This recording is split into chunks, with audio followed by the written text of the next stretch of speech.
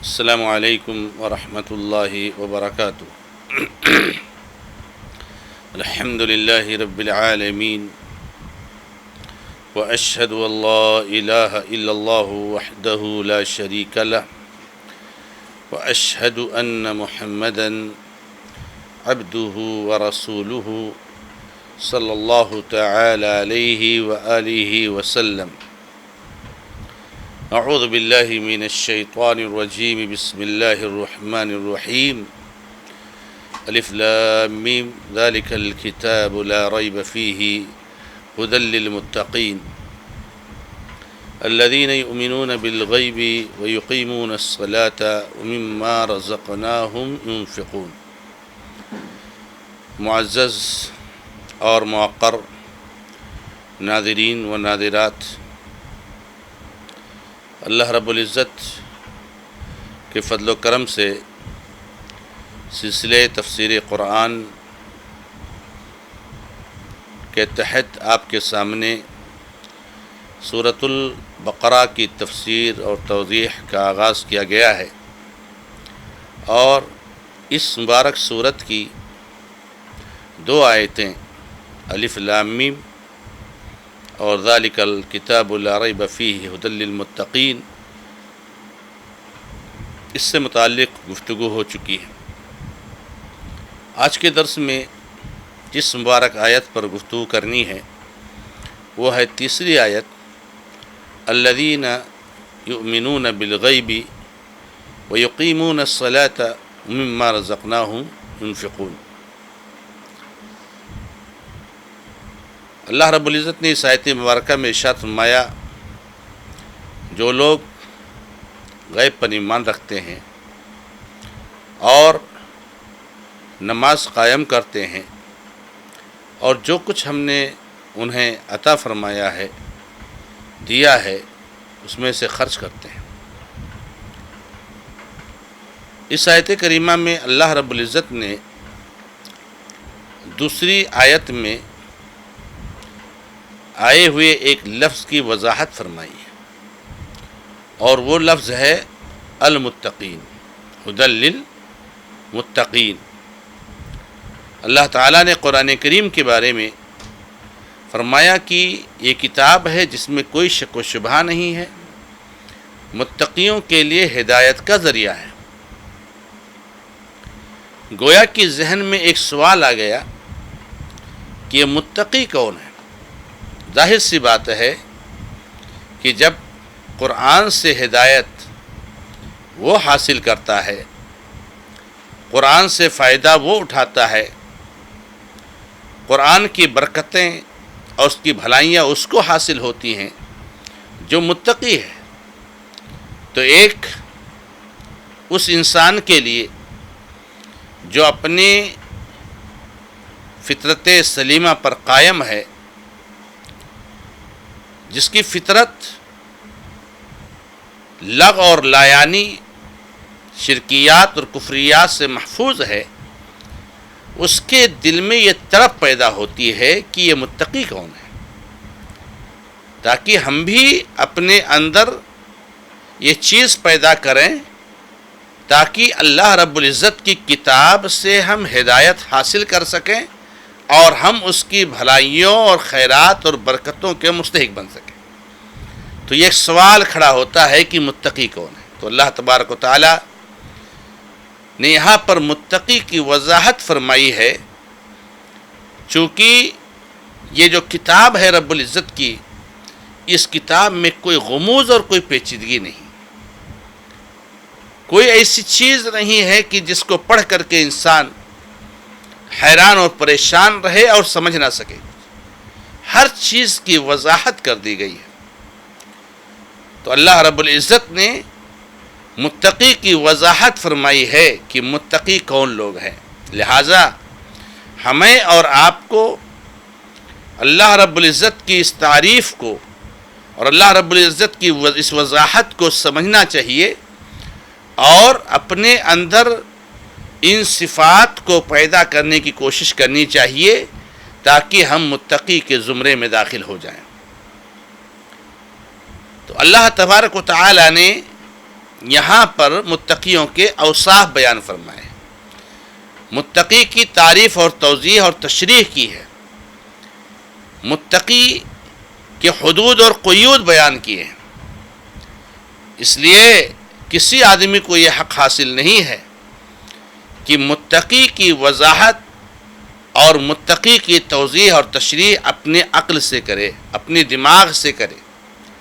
آج ہم ایک شرک کرنے والے شخص کو بھی متقی سمجھتے ہیں، آج ہم اپنے دل میں صوفیت اور کفری عقیدہ رکھنے والے شخص کو بھی ہم متقی سمجھتے ہیں، آج ہم اللہ کے نبی علیہ السلام نے جو ہمیں سنت دی ہے اور صحابہ کرام کا جو منہج ہمارے سامنے ہے اس سے انحراف کرنے والے شخص کو متقی سمجھتے ہیں۔ تو آئیے اپنی ان ساری نظریات کو اور اپنی ان سارے افکار اور خیالات کو اور متقی کے بارے میں اپنے سوچ کی اصلاح کیجیے، اس میں تبدیلی لائیے۔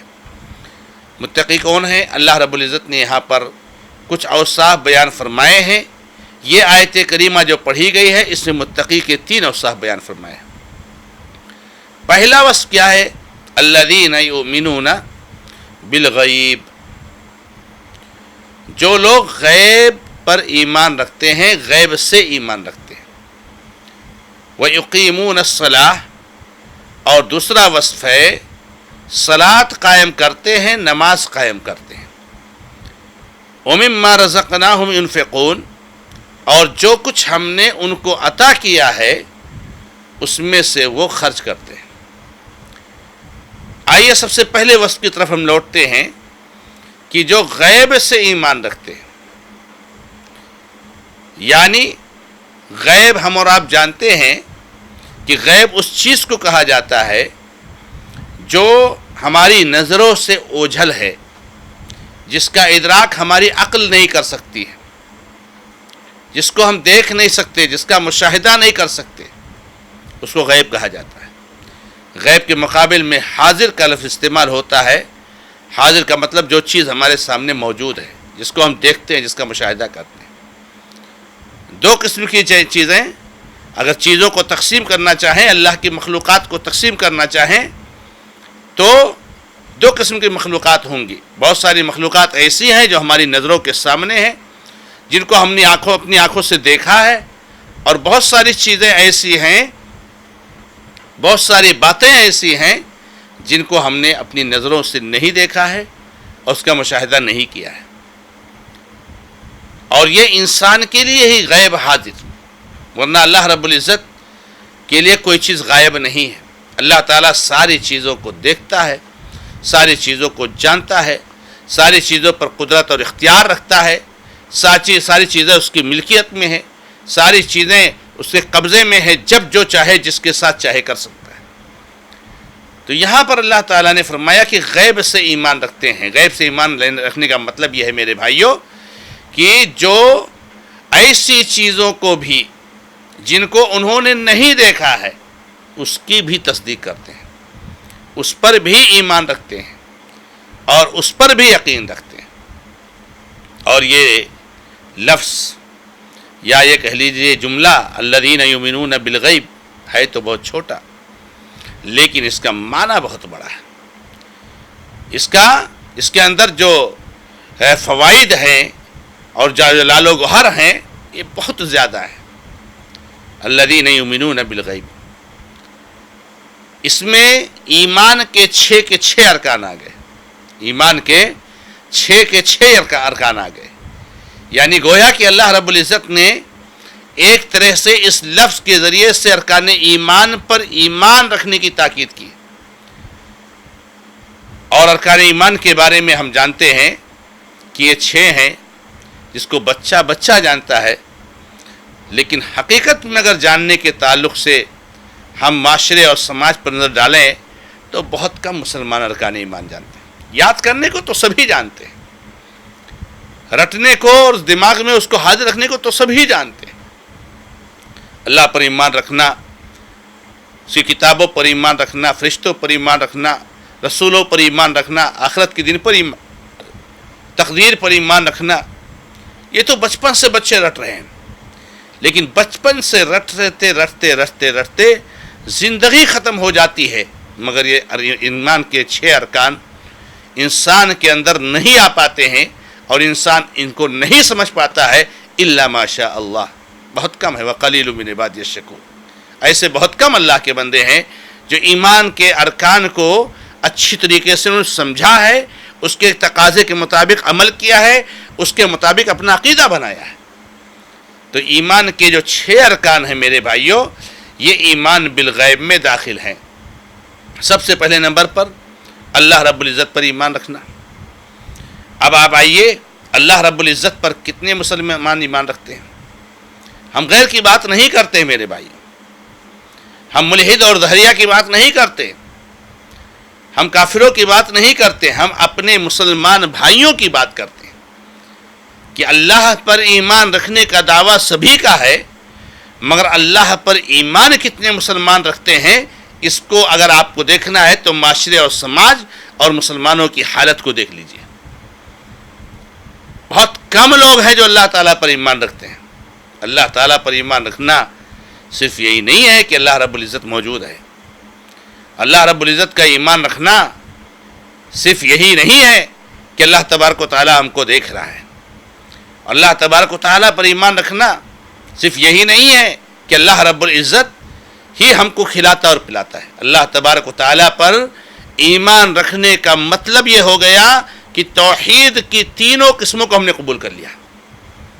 توحید کی تینوں قسموں کو جب ہم قبول کر لیں گے، اس کو اپنے من میں رچا اور بسا لیں گے، اس کو اپنا اوڑھنا بچھونا بنا لیں گے، ہماری زبان بھی اس کے مطابق، ہمارا نظریہ اور سوچ بھی اس کے مطابق، ہمارا عمل بھی اس کے مطابق، تب کہا جائے کہ ہم نے اللہ تعالیٰ پر ایمان رکھا ہے۔